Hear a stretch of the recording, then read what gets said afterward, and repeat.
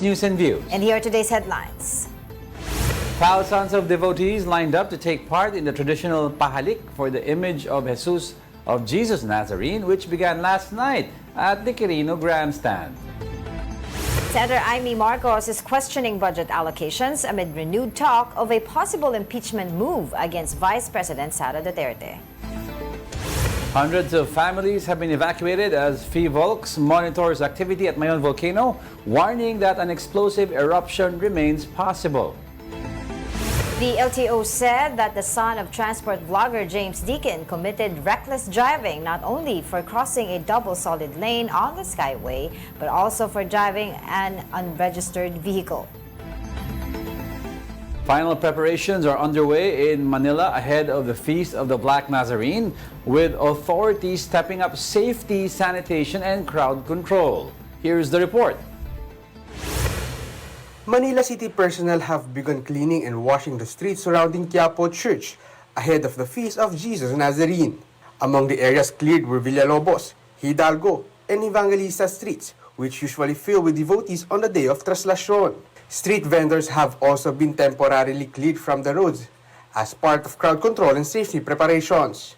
Organizers reminded devotees that climbing the carriage and touching the image of the Black Nazarene are strictly prohibited. Mas pinaiksiho natin ang krus para mas kumakaunti ang lumalambitin sa likuran nito. Ang layunin po natin dito ay proteksyonan ang ating imahen at huwag maapektuhan ang katawan ng ating mahal na Senyor. Organizers said based on past Traslacion events, younger devotees are often the ones who insist on climbing the carriage, sometimes resulting in injuries. They appealed to older devotees to help restrain them. Authorities also reiterated that devotees will once again be barred from Ayala and Palanca bridges, as well as areas along Rojas Boulevard, Katigbak Drive, and Burgos Street. Police further advised the public not to rush toward the procession itself. Kung ma-overwhelm po yung ating mga kapulisan at masyadong marami yung mga deboto, hahayaan na lamang po natin sila, pero i-guide po natin sila na i-clear pa rin yung loob po ng Ayala Bridge kasi very crucial, very critical po yung lugar na yan. The Manila City government assured the public that all bridges along the Traslacion route have been certified safe by the Department of Public Works and Highways. Manila Mayor Isko Moreno also conducted a last-minute inspection around Quiapo Church and urged vendors to avoid selling food items with sticks or breakable materials.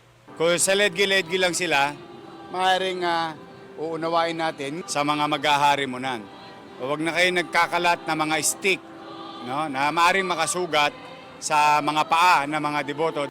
Meanwhile, the Department of Health said the public should not panic over so-called superflu, but warned that large gathering increased the risk of disease transmission. Since this is a big crowd, so kahit na anong sakit na could be transmitted through airborne, okay, droplets, yan, malaki yung chance na talaga na ma-spread yon. Sana yung may mga sakit na, no, lalo yung ganyan, huwag na nga lang pumunta. Kasi kailangan ipag-alang-alang din natin ang ating mga kapwa Church officials said they are prepared should the number of devotees exceed the more than 8 million who joined the Traslacion last year. They also reminded the faithful that devotion to the Black Nazarene does not end in a single day. Yung imahe po ng Nazareno, 364 days nandito po sa simbahan ng Quiapo. So why don't you come here in an ordinary day, very solemn, inyo yung Nazareno, yakapin nyo yan kung gusto ninyo. And for the latest on the traditional pahalik for the image of Jesus Nazarene or Jesus Nazareno, we have mobile journalist Amy Atienza. Amy, kumusta na ang sitwasyon dyan sa Quirino Grandstand? Yes, good morning, Angela Diego. Dito naman sa may Quirino Grandstand, itong nasa likod ko ay pila na mismo papunta doon sa mismong grandstand, no, kung saan nandoon nga yung imahen ng Jesus Nazareno. Dito, ilapit pa natin ng onte, no, dito sa area na ito, Ang kaninang recorded kasi, Angela Diego, is 4,800 pa lang yun nandito. Pero dahil tuloy-tuloy nga yung pagdating ng mga deboto rito, alamin natin kung ano nga ba yung latest din na update na bilang ng mga debotong pumunta na dito. Marami dito, no, Angela Diego, sa mga nakausap ko ay kagabi pa lamang ay nandito na. So, inaasahan nga daw nila na within 2 days sana, syempre, makalapit na sila. Ito namang pila na ito ay malapit-lapit na mismo dun sa imahen, no? So, yun, muling paalala lang din ng mga otoridad dito na syempre, sumunod sa mga patakaran, meron silang entrance point doon sa mga corners. So, isa yung corner na yan para nga dun sa mga papunta pa lang dito. And other than that, syempre, pinapaalala din nila na magdala daw ng face mask kung sakaling nga merong flu-like symptoms. Syempre, hindi din naman daw kasi nila mapipigilan yung debosyon ng mga deboto. And of course, yung mga road closures din na kinakailangan i-consider. Angela, Diego? Amy, yung corner na tinuturo mo, saan yan para at least alam ng mga kababayan natin? Ito yung corner mismo sa may papasok dun sa may Manila Ocean Park. So, yun na yung Rojas Boulevard. Ilapit ko kayo dito. Ito na yung area mismo kung saan pwedeng pumasok. So, mahaba-haba yung So, pila Amy, talaga. if may dala akong kotse at gusto ko pumila dyan, saan ako pwede mag-park? Meron silang designated, no, na mga parking spaces pa dun sa gilid. Kaso isa sa mga na-observe natin, dahil dumadami na nga rin ang tao, puno na yung mga parking spaces na yon. So technically, Diego, medyo malayo na din yung mga areas na pwedeng mag-park talaga around dun sa may Manila Hotel and also doon pa sa may Luneta Park. So malayo-layo na yung mga pwedeng parking areas dito sa may Quirino Grandstand. Amy, tama ba yung nakikita ko? Parang hindi ata gumagalaw ang pila or maghihintay pa sila hanggang mamaya? Technically, moving naman yung lines, no, dito, Diego. Ito yung mga linya. Itong line na to, technically, ito yung mga parang kakapasok pa lang.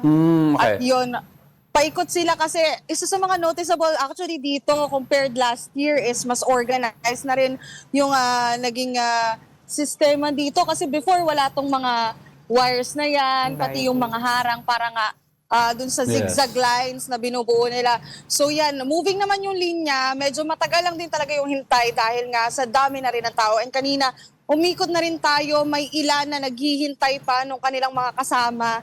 At sinasabi nila na para daw nga sabay-sabay pero umabot na din dun sa may area ng Luneta yung dami ng tao dito at nag-aabang nga para sa pahalik ngayong araw. If I'm not mistaken, last year nagkaroon sila ng separate lines, no, para sa mga senior citizens, mga pregnant women, and persons with disability. Ngayon ba, ganun pa rin ang ginagawa nila? Because we've seen some reports, no, may mga nagreklamo mga senior citizen na matagal daw silang pumila at hindi na pagbigyan agad. Actually, kanina, hinanap din natin yun, no, Angela, pero meron silang linya dito and entrance dito naman sa corner naman na ito kung saan pwede na mga pumunta yung mga senior citizen, pati na rin yung PWD, pregnant women. So yun, meron pa rin naman silang linya, yun nga lang, ang nagiging dito is hindi ganun ka-visible yung linya na yon kasi nga tuloy-tuloy lang din, ang dami ng tao. And yung ilan din kasi sa mga senior citizen dito, syempre kinakailangan ng mga kasama, yung iba nagpasya na, nakasama talaga yung whole family. Pero so far, meron namang line for the PWDs, pregnant women, and senior citizens. And of course, ang talong dito hanggang kailan yung pahalik dyan sa Quirino Grandstand? Well, expected natin, no, Angela, na at around 4 a.m., 5 a.m., katulad na din na nagiging tradisyon talaga dito sa Quirino Grandstand.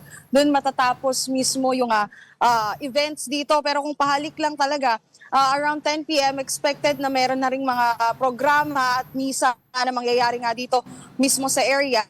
At yun nga, yun din yung inaabangan ng maraming deboto. Mamaya, pasukin din natin yung mismong area ng Quirino Grandstand para makita nga kung meron na ring mga pamilya na naglatag na ng kanilang mga latag, syempre, at mag-abang nga para dun sa mga mangyayari pa ngayong araw, lalong-lalo na dahil bukas na rin ang Translasyon 2026.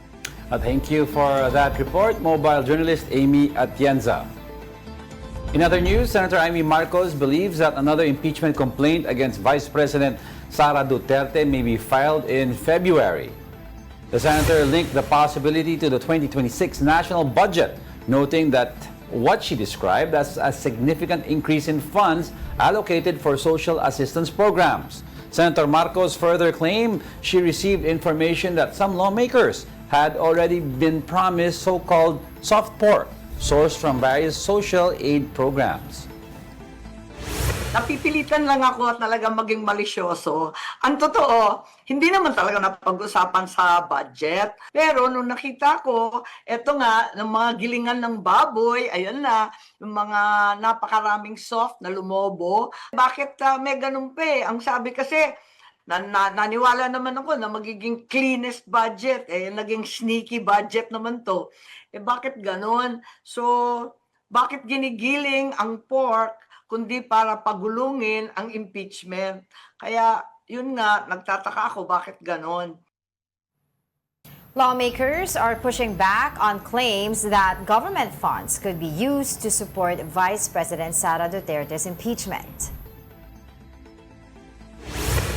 House Committee on Public Accounts Chair and Bicol Saro Party List Representative Terry Redon believes that lawmakers' push for an impeachment complaint against Vice President Sara Duterte is not based on any promised projects or funding.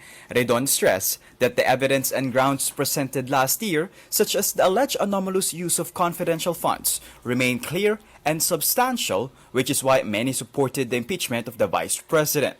According to Redon, should another impeachment complaint be filed against Duterte, the call for accountability and the pursuit of truth would remain the primary motivation. Whatever moves that will happen by the 5th of February, by the 6th of February will be undertaken independently of whatever it is that is being alleged. No? Kasi impeachment proceedings naman po are not based on projects that are promised. No? Impeachment proceedings are based on quests for truth and accountability, particularly on the use of confidential funds. No? So the basis for the impeachment last year has not changed actually for 2026. Redon added that it is also important to know the current status or decision of the Supreme Court on the motion for reconsideration regarding its earlier dismissal of the impeachment complaint against Vice President Sara Duterte last year. If the High Court reverses its previous ruling, there would be no need to file a new impeachment complaint as impeachment proceedings in the Senate would resume. Meanwhile, according to ACT Teachers Party List Representative Antonio Tino, there was no clear allocation of funds for impeachment during the 2026 budget deliberations. However, he acknowledged that public funds are sometimes used to incentivize the majority to support the administration's agenda or to pressure Malacanang's critics. Tino and the Makabayan Bloc maintained that Vice President Duterte should still be held accountable for what they describe as the misuse of public funds. Dapat pa ring ma-impeach at mapanagot ang Vice Presidente sa pagwaldas niya ng daan-daang milyong confidential funds. Wala pa rin siyang lusot doon. Talagang dapat na mapanagot siya through impeachment as well as through other means. House Senior Deputy Minority Leader and Caloocan Representative Edgar Erice believes that if a new impeachment complaint is filed against Vice President Duterte, President Bongbong Marcos should also face the impeachment court to answer allegations linked to the flood control scandal. Pareho na lang silang humarap sa impeachment court. Pareho silang magpaliwanag dun sa mga akusasyon sa kanila. Ang mahalaga dito ay hindi kampi-kampihan. Ang mahalaga dito ay papanagot kung sino yung dapat managot. So ang issue dito is Senator Amy was pointing that she believes because she heard somebody say or a group of people say na magiging incentive ang certain allocations kung mamatuloy yung impeachment. But ang pinapoint out kasi ni Congressman Redon din is wait a minute, we're not even sure kung ano yung magiging decision ng Supreme Court, kung magre-reverse o hindi. So regardless, kung mag-reverse bigla ang decision ng Supreme Court, magkakaroon ng impeachment trial Sabi already nga niya, it's diretso. going to be complicated eh. So 'di ba, kung parang ang pina-point out nila sa budget allocations pa lang, parang ina-ascertain na or parang sinisigurado na ng mga nag-budget hindi na magre-reverse Supreme Court. Tara, incentivize natin itong mga congressman para palusutin ang next impeachment complaint. Parang sinasabi niya, hindi ganun kasi hinintay din natin ng Supreme Court. So it's uncertain. So how could you point out na meron incentives ang magpapasa ng impeachment complaint? But of course, on the other hand, wala namang aamin eh. Kung meron man. Wala. Every impeachment complaint. Di ba lagi natin ongoing talks yan, ongoing discussion yan. Ever since pa noon na ang budget ginagamit pang incentivize para sa mga favors, di ba, allegedly. But, asking them, wala naman aamin eh. Di ba the impeachment issue, dating back to PGMA, former President Gloria Macapagal Arroyo pa, every impeachment complaint that was dismissed, there was an allegation na nagkaroon ng reward through incentives or yung di ba nag-i-issue ng brown bag money na tinatawag. So, kung meron man mang squeal that is going to be against that person or for the person rather. But it's Kaya nga yet to be sinasabi seen. ni Congressman Tino, well, it has been a tradition talaga. Diba? May mga talks talaga na ganun. Pero kung tatanungin mo diretsahan, may aamin ba? Yun ang tanong doon. How to prove it? How to prove it. Ngayon, ang magiging complication yan is yun nga, kung hindi sila makapag-antay sa desisyon ng Korte Suprema, biglang may mag-file na ibang grupo, tapos biglang magkaroon ng desisyon yung Korte Suprema na, I don't know, di ba, paano? It's going to be complicated. No, the key here daw is sa 6 first thing in the morning or mag-crossover midnight to first thing into working hour in the morning, kailangan yung valid impeachment complaint na gusto ipasa na kaagad. Kasi for sure daw, may mga gawain daw dyan sa mga ibang legal tactic na magpa-file ng very weak complaint para mag-trigger daw yung 1-year ban. Yun But yung yun yung bakit nagkaroon ng MR sa ang magiging issue daw dito is if may mag-file ng valid complaint daw on the 6th of February and later sabihin na natin hypothetically the next day or in the afternoon biglang nag-reverse ang Supreme Court, what happens? Now you have 2 impeachment complaints, one that is in Congress and one that is set for trial sa Senate. So what is going to be the issue now? Kasi we have to remember yung sa Senate naka-archive lang siya na pwede mong bunutin. It's not dead, It's technically. Not dead. So we are in a legal conundrum. And plus, if you were to vote already about resurrecting the impeachment complaint that is archived, wala na yung mga dating bumoboto nandyan. Si Senator Bato is missing. Diba? So, that's one less vote. And every vote is critical.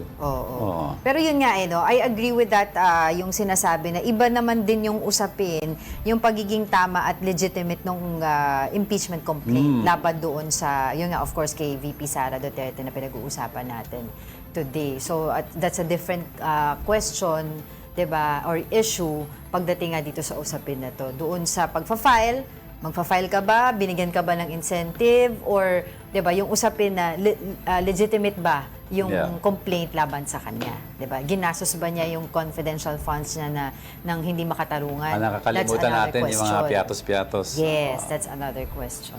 Okay? We're trying to get a lawmaker, of course si Congressman Terry Redon, to help us, hopefully dig within the show in this issue, but we'll be back with more stories after the break. Keep it here on One News.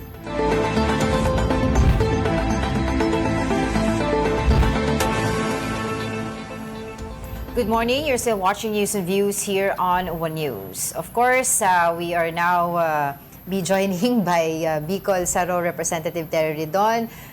Good morning, Kong. Thanks for joining us again. Kong, yung volume, Kong. Audio niyo po. Naka-mute. Hello. Hello. Okay, Yeah, we'll try to get him back again. Congressman Redon's audio. Problem. Of course, ito yung issue na pinag-uusapan natin before nag-gap tayo. Yung issue nga ng yung budget na paggamit daw na ayuda ni Senator Amy Marcos ay ginagamit to incentivize some lawmakers to push for the impeachment complaint of against Vice President Sara Duterte. We'll try that again. Kong Terry, are you there? Hello. Ayun. Finally. Okay, Yun, good Kong. morning. Good morning. Thank you for joining us. Okay, so we want to get your reaction dun sa claims, of course, ni specifically Senator Amy Marcos na maaring magamit nga itong ayuda funds sa 2020 na ayuda budget, o 2026 budget para nga dito sa pag-push ng impeachment complaint against Vice President. Alam po ninyo, hindi ko alam kung saan ho nanggaling yun. Kasi alam ko naman po yung proseso po ng impeachment at pagboto para sa mga impeachment, nakabatay po ito sa ebidensya at sa facts, no, na maipapakita. So, ibig sabihin, kung kumbinsido po yung mga House members po natin na dapat supportahan po yung impeachment laban sa kahit sino na mga impeachable officials katulad po ni Vice President Sara Duterte, din po sila pipirma o hindi pipirma sa mga impeachment complaints po na ito. It was never because there was a different consideration to get support for an impeachment complaint. That's right. And Kong, have you heard of any group right now that is preparing to file a new impeachment complaint?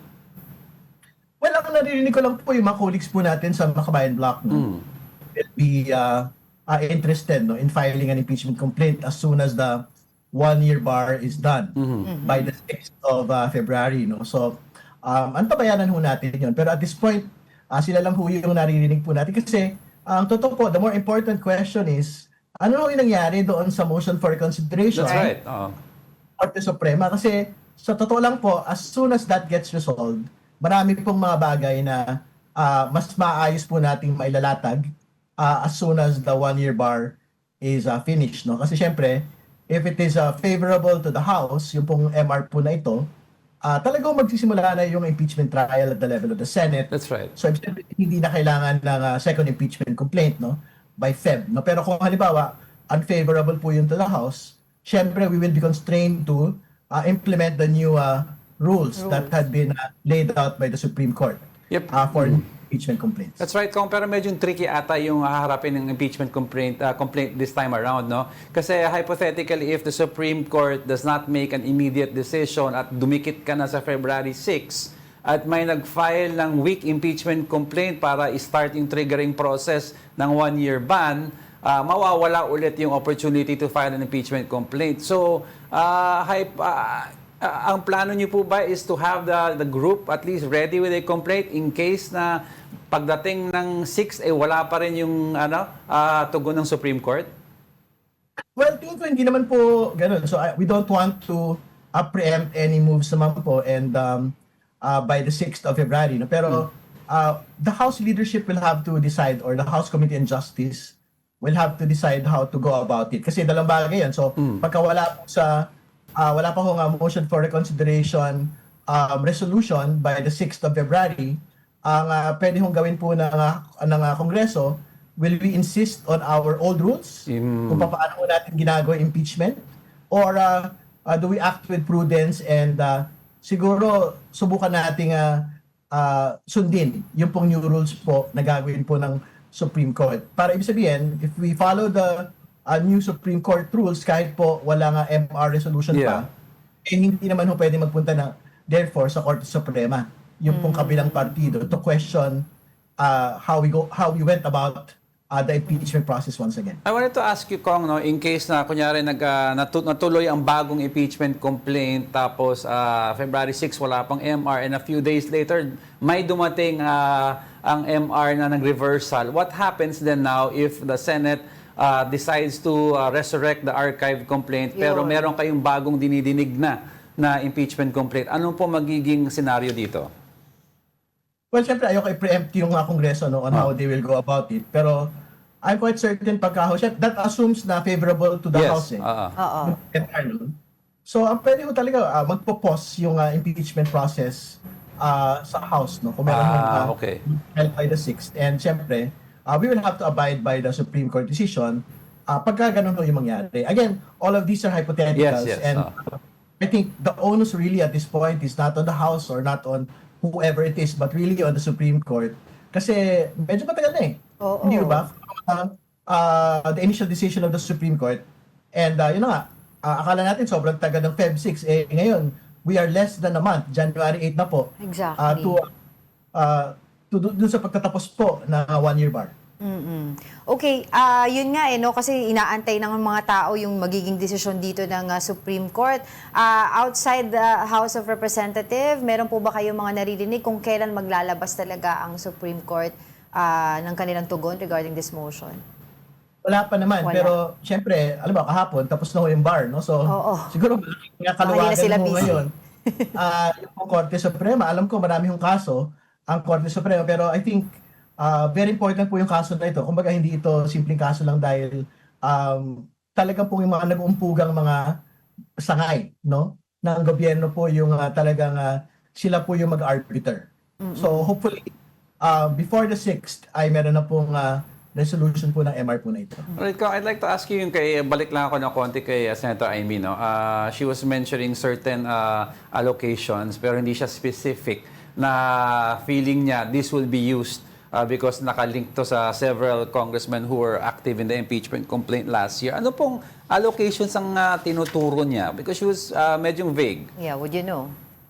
No, I don't know. Kasi siya, I wasn't in Congress the last time. Yeah. But secondly, I think she has to be a little bit more specific kasi syempre medyo grave yung allegation na tinatali po yung 2026 budget sa impeachment eh. Yeah. Di ba? So hopefully he can provide the names on who will be given more allocations as a result of supporting the new impeachment complaint. No? Pero again, it's a bit premature at this point really to even talk about that kasi nga wala pa naman. Yeah. Hindi ba? Oh, So, that's right. siguro we can have that conversation again next month, no? Kung talaga nga Meron na. merong mga kaganapan at kalagayan. Pero do you believe, of course, it's not your first time in the Congress, na ever since noon, ginagamit talaga or nagagamit ang mga budget to incentivize some lawmakers to push for a certain Or to agenda. dismiss. 'Di ba? Parang ganun. Set aside natin yung legitimacy ng impeachment complaint, etc. But yung ganung ugali, no, yung tradisyon na nangyayari sa Kamara, do you believe na it really happens? Wala. I've been in Congress for some time, no? Pero Yeah. wala naman akong experience na it gets dangled on to a congressman na parang, mag-support ka ng impeachment, tapos bigyan ka ng proyekto. I've never experienced it. Yeah, no? not So, to you, but for others. Have you heard? You know? I can't speak for other House members, no. Pero ngayon, for example, I sit on an important committee. Parang wala naman ako I sit in the Justice Committee as well. So, wala naman ako narinig. Actually, parang busy talaga ho yung mga district reps and party list reps ngayon to go around their constituencies, no. So, I think kung impeachment and yung mga impeachment perks, no. Yeah, Kung yeah, meron is, I think, at this point, farthest from their minds. No? But have you seen the articles of impeachment against the Vice President? Do you think it holds water doon nga sinasabi against her? Do you think in the future that if ever nga matuloy itong impeachment complaint against her, would you support it? Well, alam po ninyo, hindi naman magbabago po, I think, yung articles of impeachment. Walang Even if we dagdag. have, impeachment complaint, no? It's still the same. It's still Yeah. about the use of confidential funds and yung pong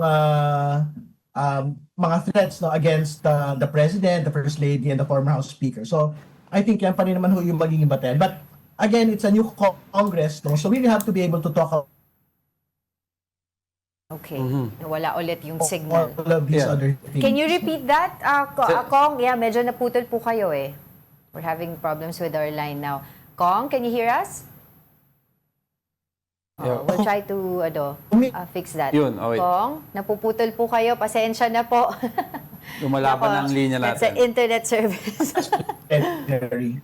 Sorry, Kong. Can you repeat that po, what you just said? Oo, medyo hindi po namin narinig whether you're going to support or not the impeachment complaint against the Vice President. Oo, nawawala. Oo. Kahit audio na lang. Sayang, maganda yung Sayang, sinasabi oo, ni Kong. yeah. I also wanted to, sana pag ma-restore natin yung line, I also wanted to ask him kasi the reason why tainted then or madaming malikot ang isip about incentivizing lawmakers who Using are, budget who are to incentive incentivize. is because when we talked to political analysts the other day, at sinasabi is because there is no formula. There's no clear-cut formula how an incentive is. Let's get back to Kong. Go ahead. You were saying Sorry that it's a new Congress. Sorry about the line. That's where we lost you. But it's a new Congress, no? So, syempre, all the new members will have to talk about it again. Yeah. Di ba? So, I think, syempre, the ones that are pushing for the impeachment will still have to make their case anew. Di ba? Kasi may mga bagong That's members. I right. think mga around a third or are new House members. Eh. So, it's not as easy to like assume na, for example, you had the numbers last year, it's not going to be the same numbers this year. Yeah. Di ba?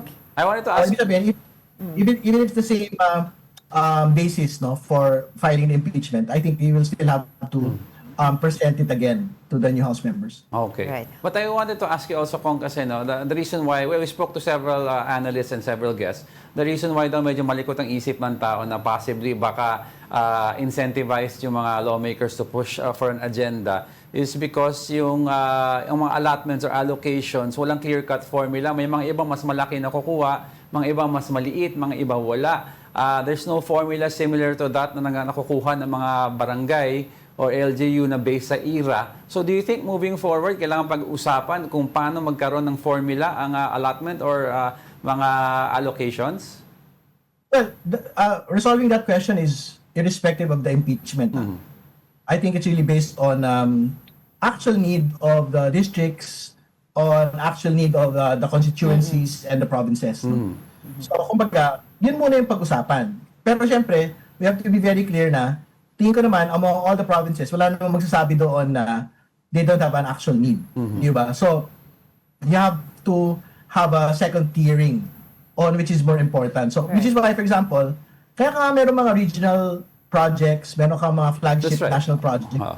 Kasi ibig sabihin, all of these are based on need, but also there are more important based on need projects as well, which has more impact. No? So, I think yung pong ganong tiering on prioritization of infrastructure projects, talagang kailangan, parang bitbitin po talaga, panindigan natin po talaga yon. So, kailangan, well, I guess politics blind yon. Yes, diba? yes.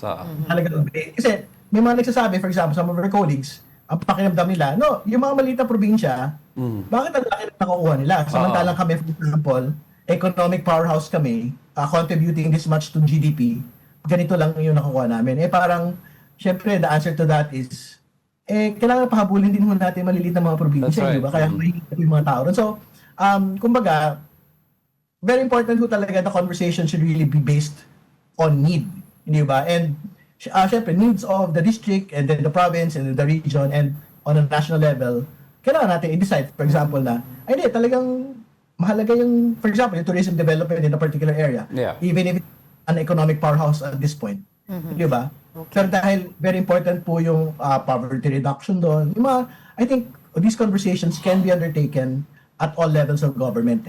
So, kumbaga, very important lang na hindi ho politika or palakasan yung nasa unahan. Yung pong pagdidesisyon po na ito. Yun ang titignan natin. But talking about the budget, I have one last question for you, Congressman. Of course, I think today si Congressman Erice will file the petition to question nga po the legality of program appropriations before the Supreme Court. What is your stand on that? Do you agree with him na dapat talaga any form of program appropriations is against our Constitution or okay lang na may program appropriation sa budget? Well, I think to be very clear, yung pong UA ay nasa budget po as early as 1989. So 2 years after the 1987 Constitution, 3 years after EDSA. So ibig sabihin, that was nothing new. I think nagkaroon po ng great controversy lang po sa UA nung pong talaga tumutodo na ho yung paglipat ng mga pondo ron. Palaki ng palaki. At yung mismong role ng UA ay medyo na blur na. Na kumbaga, for example, may mga infrastructure na hindi naman talaga, for example, kailangan doon sa rehabilitation ng mga nasira ng mga bagyo. Ginagawan po ng bagong mga proyekto under UA, mga ganun. Talagang i-obliterate po yun. And to be fair to the President, ginawa na ho niya yun. In fact, ilan na lang ho yung natira. dito po sa UA na to, 3 items na lang. And yung malaking item po na ito, yung sa foreign assisted projects na tingin naman ho natin ay wala ho masyadong exposure sa corruption risks, no? Katulad ng mga locally funded infrastructure programs, no? So, malayo naman po yung mga kasamaan ho natin sa totoo lang to challenge it. But to be very clear, dun sa, I think, ang gagawin po nilang batayan ay yung pong concurring and dissenting opinion ng isa pong Supreme Court Justice. Hindi ako sure kung meron na hong wide support po ito from among the majority of the Supreme Court Justices. No? So, it's a novel idea. Yan pong kanilang legal theory on the case. No? Kasi kanila pong pakiramdam, kailangan po na basta bawat line item sa isa pong budget ay dapat po may corresponding na pong pondo. Pero ang nakalagay po kasi sa UA, merong line item pero walang pondo. So parang yun yung kanilang theory on that. Siyempre, I have my views on the matter, pero antayin muna natin siguro silang i-file po yung kaso nila. Oo, yun. I have one last pahabol, mabilisan na lang po before we let you go. Naalala ko lang going back sa impeachment complaint. So, while we are waiting, or halimbawa, naantay na yung desisyon ng Korte Suprema dun sa MR, pwede ba yun ang route na lang, bilang isang lawyer na lang po, no, na sasagot po kayo, pwede po ba ang route na lang is kunin na lang from the archive sa Senado, wag nang mag-file sa ano? Hindi, sa trial na yun, diba? Ang tawag dito, sa Congress? Ano ito? Assuming, oo. Favorable yung MR? Oo. Pagka favorable yung MR dito, dapat magtuloy po yung Senate. Yun na lang, no? Yun ang mabilis na route. Pero syempre, hindi din ganun kasimple. Kumbaga, hindi din pwedeng utusan ng Korte Suprema na, of course. Okay na MR, mag-trial na kayo. So, kumbaga, may proseso pa rin pong pampolitika na gagawin sa Senado. Kasi syempre, there needs to be a motion to unarchive it. Yes, that's right. So after you unarchive it, then there needs to be a motion to proceed. To trial. Or yung mga ganun mga... Pero I think that will be a bit more efficient than undertaking an entire new process. Diba? Ayun, that's my point. Anyway, maraming salamat for clearing that up. Maraming salamat po sa iyo, Diego. Thank you for your time, Bicol Sara Representative Terry Ridon. Maraming salamat. Good umaga. Now, in other news, more than 800 families have been evacuated from areas within the 6-kilometer permanent danger zone of Mayon volcano. Authorities continue to monitor the volcano's heightened activity. PHIVOX, though, clarified that the glow recently seen at the summit of Mayon is not lava flow, but crater glow. This is caused by incandescent rock falls and the collapse of newly extruded lava from the summit dome. But an explosive eruption remains possible if volcanic earthquakes increase or if lava flow or lava fountaining occurs. Mangyari yan if yung mga monitoring parameters natin will change, such as dumadami yung volcanic earthquakes natin, lumalabas na yung lava flow, and kapag meron na tayong lava fountaining, so pwedeng magkaroon po tayo ng explosive eruption, and if this happens, we will raise it to alert level 4. The LTO said that the son of transport vlogger James Deacon committed reckless driving not only for crossing a double solid lane on the Skyway, but also for driving an unregistered vehicle. Here's the report. The Land Transportation Office has addressed concerns raised online by vlogger and road safety advocate James Deacon regarding his son's traffic violation. Deacon's child was cited for reckless driving on December 18 after crossing a double solid line on Skyway Stage 3. Deacon argued that the citation was excessive and feared it could result in a criminal record for his child. LTO Chief Marcos Lacanilao also clarified that reckless driving is not a criminal offense, unlike reckless imprudence, which involves property damage or injury to others. The agency also presented CCTV footage confirming the violation. Investigators noted that the vehicle driven by Deacon's child was not yet registered, which Lacanilao described as double reckless. Kung tutusin, kasi dapat double reckless yun kasi yung sasakyan mo, walang papel Hindi po dapat tumatakbo sa kali yun. Yun po ay dapat nasa showroom o nasa factory. Deacon had previously said that the vehicle was not theirs, which caused confusion over why an official receipt and certificate of registration were required. Nevertheless, they complied with the process. The LTO has since issued a show cause order to the dealer and a subpoena to the driver requiring them to explain why they should not be held liable. Deakin also raised another concern, saying that despite completing all required steps, including paying the 2,000 peso fine and submitting the necessary documents, his son's license has still not been returned, allegedly for missing the 15-day deadline. Lacanilao explained that the rules require settling traffic fines within 15 calendar days from apprehension, not working days. Sa ano po talaga sa rules, hindi po talaga nakaspecify na working days eh. So calendar days talaga. Kahit sa Supreme Court decisions, kailangan sa civil code, calendar days talaga eh. Ang dami pang araw na po pwede kang pumunta. Hindi po Saturday, kasi pumunta sila Saturday eh. In his recent social media post, Deakin attended an online hearing conducted by the Anti-Red Tape Authority where the process for license redemption was discussed. Meanwhile, the Automobile Association of the Philippines said the incident is an opportunity to improve the LTO system. It's a nice wake-up call for everyone to look at the process, look at enforcement, look at the level of punishment, understand the value of a driver's license as a privilege. For News 5, Gerard de la Peña, We Are One News. And joining us now is LTO Chief Assistant Secretary Marcos Lacanilao. Good morning, ASEC. Thanks for joining us. Good morning po, ma'am. Good morning, sir. Maraming magandang umaga sa lahat po na nanonood sa inyong programa. Okay, alright. So, yung interview po kasi recently ni Mr. James Deakin saying na ang kanya po... Kanina ba yan? Oo, kanina no, sa sister program po namin sa Morning Matters. Ang pinaka main concern daw niya ay, of course, sabi niya, alam niya, may violation yung anak niya, but bakit daw kasi reckless driving yung ipinataw sa anak niya? When he is stating that RA 4136 crossing double yellow line ay hindi naman daw po nag-endanger ng lives of the others. Your comment on that? Una-una ma'am, may baka na-confuse po siya, no? Iba po yung reckless driving sa reckless imprudence. Yung reckless driving po ay meron intentionally ignoring yung risk sa sarili mo or sa ibang tao. Katulad na nangyari po noon, pag hinto niya sa expressway, sa hindi naman hintuan na maaring ipahamak yung sarili niya mismo at ibang motorista, reckless po yun. At if unregistered naman po ang sasakyan, pumapasok din ho yan sa reckless, can be considered reckless kasi alam mong walang rehistro and yet itinatakbo mo pa rin sa kalye. May intentional na hindi pagpapansin sa batas kasi alam mo naman na hindi mo dapat ilabas ang sasakyan or itakbo sa kalye. So para klaro po tayo, no, ASEC, yung initial na case or yung violation is reckless driving due to the lane change sa double yellow line, no? Para malinaw po tayo. Yes, sir. Yes, sir. Tama po kayo. Okay, ano yung isang contention niya daw na isinasabi niyo daw na yung double reckless, he was not flagged daw or he was not, hindi daw siya hinuli dahil sa papeles at hindi nga daw nalaman during that stop na hindi daw registered yung vehicle na ganun.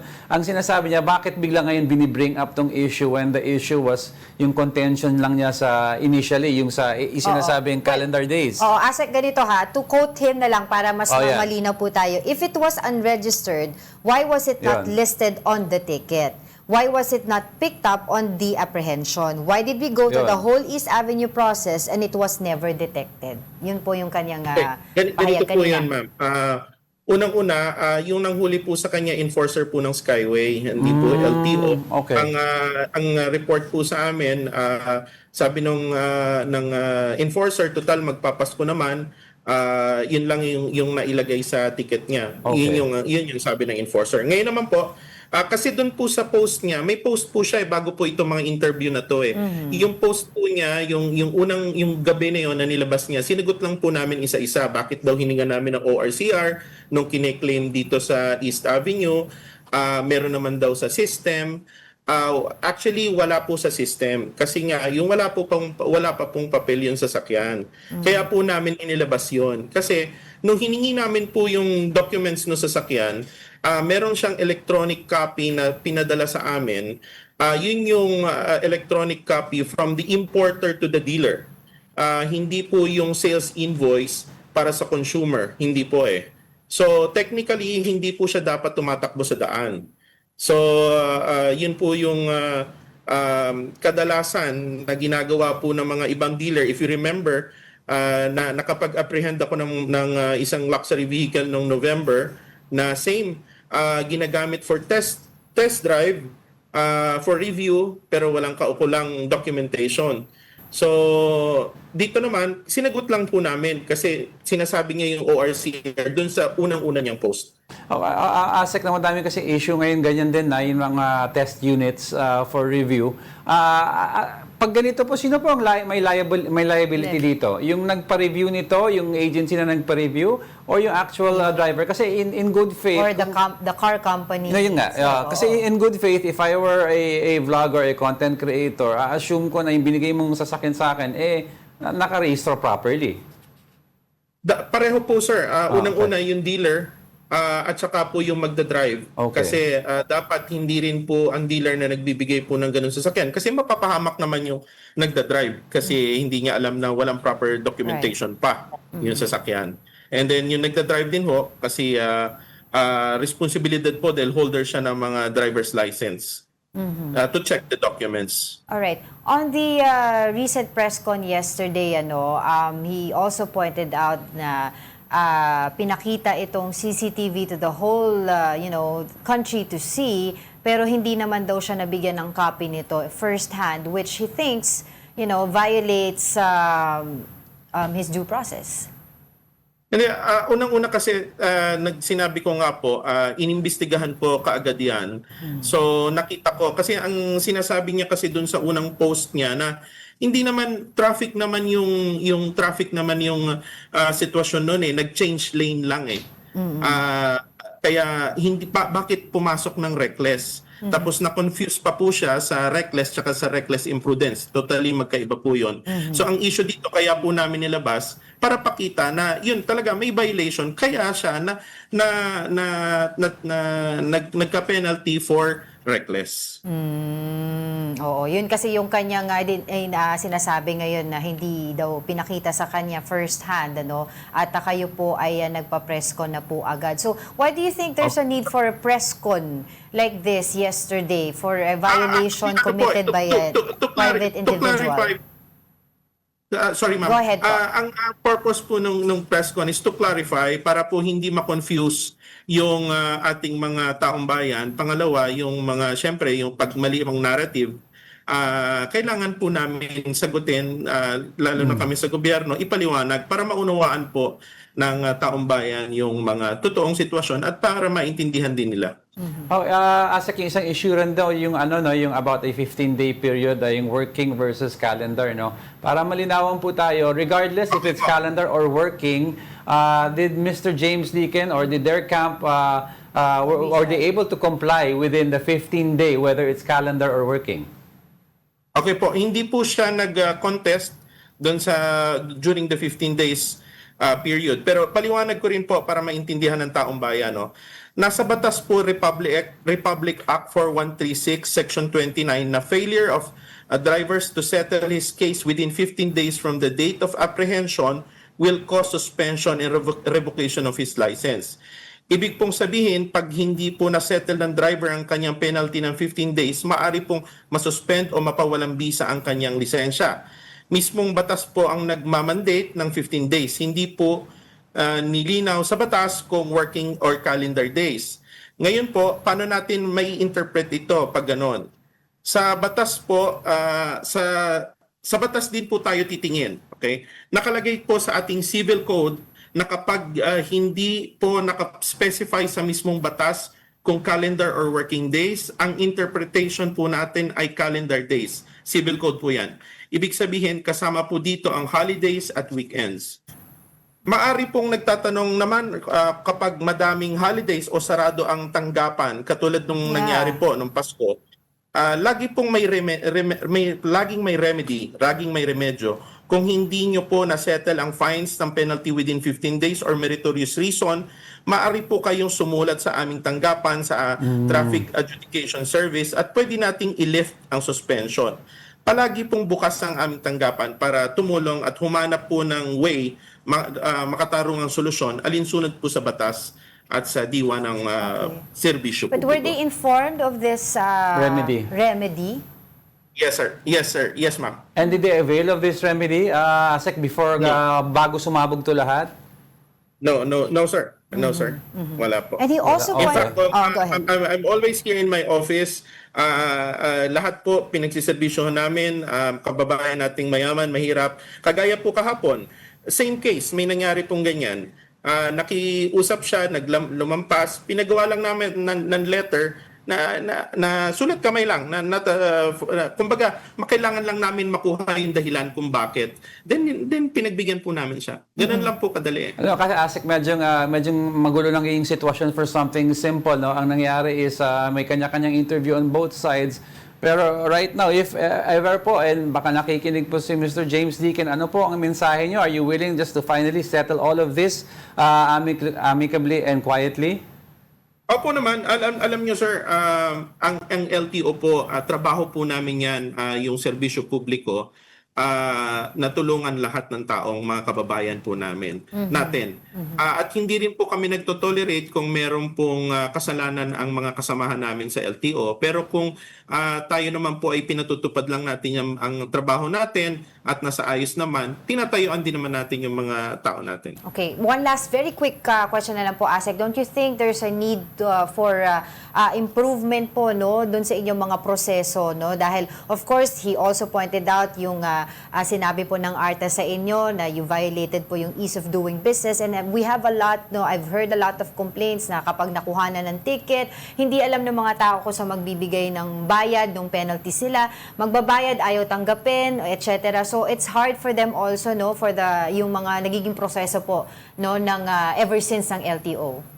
Yes ma'am, we will review for the existing rules and regulations para po mas mapagaan din natin. Parati ko nga po sinasabi, dahan-dahan inaayos po namin. If you remember, first week, 3 days ago, tinanggal ko yung gasto sa top box. So, i-review po namin dahan-dahan lahat ng mga unang nilabas nilang regulations at orders dito sa LTO. And at the end of the day, you are standing by the decision na ito po ang kaso o na ipapataw niyo po na parusa sa anak ni James Deakin na reckless driving.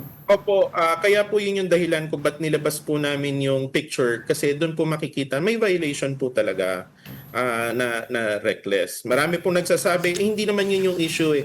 Siguro hindi lang po nila na-review yung unang post niya. So sa amin, sinagot lang po namin isa-isa.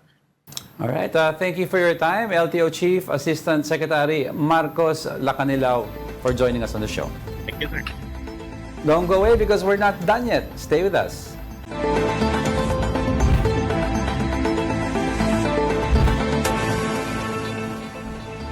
Welcome back. You're still watching News and Views here on One News.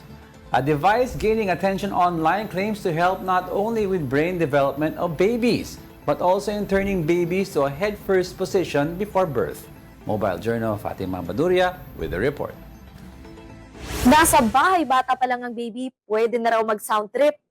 Ang usap-usapan online, iwas suhi o feet first daw ito pag pinanganak. Effective nga kaya? This Owl music player has been talked about online. Aside from aiding in brain development, music is also said to be helpful in writing a baby's position to cephalic or head first. Jen used the music player for this reason. Sa ilalim ng tiyan, after pusod, so doon siya nilalagay. Pagpatulog na ako every 30 minutes, so nung nag-ultrasound ako, ayun, umikot naman siya. But according to Doc, kung ang goal is to turn the position of the baby, wala pa talagang studies that will defend na it's effective. She says babies can naturally turn to a cephalic position, especially later in the pregnancy. Mga second trimester, kung breech ang ultrasound, okay lang yun. We just allow them na ganun ang posisyon nila. Pero by full term, siguro mga 35, 36 weeks, kung ano yung posisyon nila ng ganung time, less chances na naiikot sila. Nonetheless, doctors still recommend music for pregnant women as it is helpful for other things. May mga studies that shows na stimulus, parang musical stimulation sa baby can help with other things like brain development, pwedeng makatulong para gumalaw sila. Makakatulong siya sa mother for them to relax more. Kapatid Fatima Baduria, we are One News. Pag-asa said the northeast monsoon, shear line, and easterlies continue to affect the country. The shear line is expected to bring scattered rains over the Bicol region, Quezon Oriental, Mindoro, Marinduque, Romblon, and Palawan. Meanwhile, the northeast monsoon or amihan is affecting the Cordillera Administrative Region, Cagayan Valley, and Aurora. It may also bring isolated light rains in Metro Manila and other parts of Luzon. The rest of the country will experience partly cloudy to cloudy skies with isolated rain showers or thunderstorms due to easterlies. Yeah, and before we let you go, I'd like to leave everyone with a quote to help hopefully jumpstart not only your day, your week, but also to jumpstart 2026. Every January is a quiet reminder that we can still begin again. And that wraps up today's episode of News and Views. Join us again tomorrow. I'm Angela Lagunsad Castro. I'm Angelo Castro III. Kapatid, we are One News. All sides, all the time.